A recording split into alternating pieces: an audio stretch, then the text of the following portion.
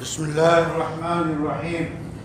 حضرات گرامی، اللہ تعالیٰ نے قرآن کریم میں رحمان کے بندوں کی جو خصوصیات بیان کی ہیں ان میں ایک اہم خصوصیت یہ بھی ہے کہ رحمان کے بندے فکری بصیرت، آگہی، شعور کے حامل ہوتے ہیں۔ ان کے اندر سطحیت یا اندھاپن یا بہراپن نہیں ہوتا ہے۔ اللہ تعالیٰ کا ارشاد ہے وَالَّذِينَ إِذَا ذُكِّرُوا بِآيَاتِ رَبِّهِمْ لَمْ يَخِرُّوا عَلَيْهَا صُمًّا وَعُمْيَانًا، کہ جب رحمان کے بندوں کے سامنے ان کے رب کی آیتوں کی تلاوت کر کے تذکیر کی جاتی ہے، یاد دہانی کی جاتی ہے، نصیحت کی جاتی ہے، تو وہ ان پر جو ہے اندھے اور بہرے بن کے نہیں گرتے، بلکہ سوچتے ہیں، غور کرتے ہیں، عقل سے کام لیتے ہیں، اور جب رب کا حکم آتا ہے تو پورے ہوش و حواس میں رہ کر پھر وہ غور کرتے ہیں کہ اللہ کی کیا حکم ہے، اس پہ عمل کیا جائے۔ مفسرین لکھتے ہیں کہ تذکیر بآیات اللہ، اللہ کی نشانیوں سے اور اللہ کے قرآن کی جو ہے آیتوں سے تذکیر کی جائے، نصیحت کی جائے، اور دیگر قرآن کریم میں مختلف جگہوں پہ تذکیر جو ہے ایام اللہ سے بھی ہوتی ہے، یعنی واقعات سے اور تاریخ کے ذریعہ، اقوام کی صورتحال کے ذریعہ، کہ آدم علیہ السلام سے لے کر نبی برحق صلی اللہ علیہ وسلم تک جو اقوام گزری ہیں ان میں کون سی قوم سرکش تھی، سرکشی کا جب انہوں نے ثبوت دیا تو انہیں ہلاک و برباد کیا۔ شخصیات کے نام لیے گئے، فرعون کا، حامان کا، اور مختلف دور کے سرکشوں کے نام لے کے کہ یہ سرکش تھے، ان کے یہ اعمال تھے، ان کی یہ سوچ تھی، ان کی یہ فکر تھی، تو ان کو اللہ کی طرف سے موسیٰ علیہ السلام کو بھیجا گیا، ابراہیم علیہ السلام کو بھیجا گیا، نوح علیہ السلام کو بھیجا گیا۔ ان نبیوں نے اپنی اپنی قوموں کو اللہ کی نشانیوں کے ذریعہ اور اللہ کی آیات کے ذریعہ ڈرایا اور ان کی تذکیر کی، لیکن انہوں نے جب انکار کیا تو ان کا جو انجام ہوا وہ آپ کے سامنے ہے۔ تاریخ کا مطالعہ کیجیے، قرآن نے بتایا۔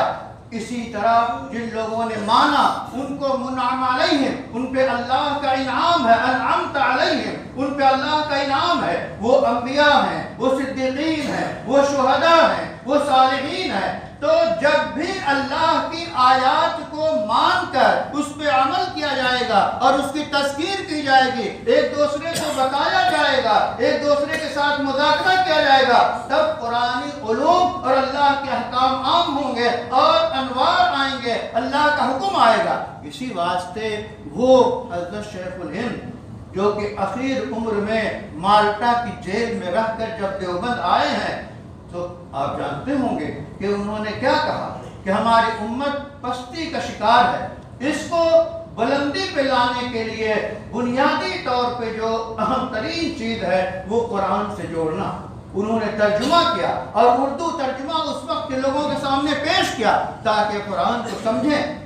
ظاہر ہے کہ قرآن کو سمجھنے کا مطلب یہی ہے کہ اللہ نے ہم سے کیا کہا، اللہ ہم سے کیا فرما رہے ہیں۔ نماز کا حکم ہے، زکوٰۃ کا حکم ہے، روزوں کا حکم ہے، ان تمام احکام جو ہمیں دیے گئے ہیں یہ ہمیں پتہ ہونا چاہیے۔ قرآن ہم پڑھیں، قرآن ہم سمجھیں، علماء کی نگرانی میں، مفسرین کی نگرانی میں۔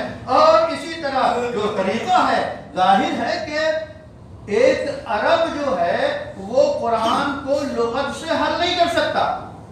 ایک صحابی نے جو ہے ایک دھاگا لیا اور دھاگا لے کے تکیے کے نیچے رکھ دیا اور وہ دیکھتے رہتے جب سیاہی سفید دھاگا نظر آنے لگتا تو روزہ جو ہے، روزے کا مسئلہ شروع کرتے، روزہ ختم کرنا اور روزہ افطار کرنا۔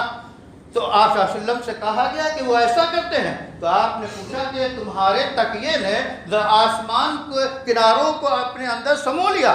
تو یہ قرآن نے کہا ہے الخیط الابیض الخیط الاسود، سیاہ دھاگا اور جو ہے سفید دھاگا۔ تو انہوں نے یہ تعبیر ہے طلوع صبح صادق اور غروب آفتاب سے، لیکن عربی ہو کے، صحابی ہو کے انہوں نے اس کا مطلب یہ سمجھ لیا کہ دو دھاگے لیے اور اس سے انہوں نے افطار اور سحری شروع کر دی۔ تو قرآن سمجھنے کے لیے جو اصول ہیں، جو ضوابط ہیں، ان کا لحاظ کرنا ضروری ہوگا۔ حضرت شیخ الہند نے باقاعدہ ترجمہ کر کے پیش کیا، اور بہت سارے ترجمے ہمارے علماء نے لکھے۔ تو ضرورت اس بات کی ہے کہ جب ہم قرآن پڑھیں تو پورے شعور کے ساتھ پڑھیں، فکری بصیرت کے ساتھ پڑھیں۔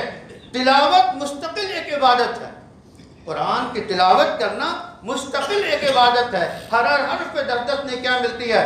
جس طرح مثلا نماز پڑھنا مستقل عبادت ہے، تو نماز کا فریضہ روزہ رکھنے سے ثابت نہیں ہوگا۔